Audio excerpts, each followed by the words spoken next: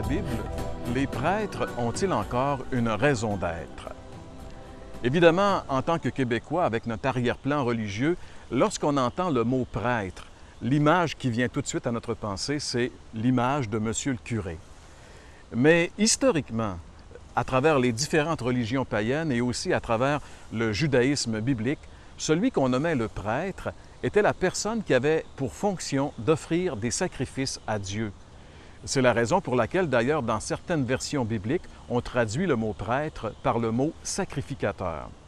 Évidemment, le prêtre avait aussi comme fonction la médiation entre les hommes et Dieu. Mais depuis 2000 ans, depuis que Jésus est venu, les prêtres ont vraiment perdu leur raison d'être. J'aimerais vous en amener la preuve en vous citant ce passage des Écritures.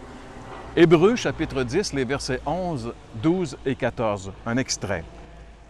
La Bible dit « Tout prêtre se présente chaque jour pour accomplir son service et offrir souvent les mêmes sacrifices qui, cependant, ne peuvent jamais ôter les péchés. Le Christ, lui, a offert un sacrifice unique pour les péchés, valable pour toujours. Par une offrande unique, en effet, il a rendu parfait pour toujours ceux qu'il purifie du péché. » Les millions de sacrifices offerts par les millions de prêtres à travers les âges n'ont jamais réussi à enlever un seul péché.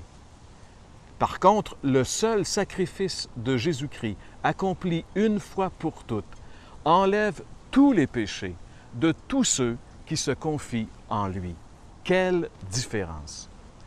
Et de plus, la Bible de dire « Il y a un seul Dieu et un seul médiateur entre Dieu et les hommes, Jésus-Christ. » Donc, la réponse est claire. Oui, les prêtres ont perdu toute raison d'être depuis que Jésus est venu.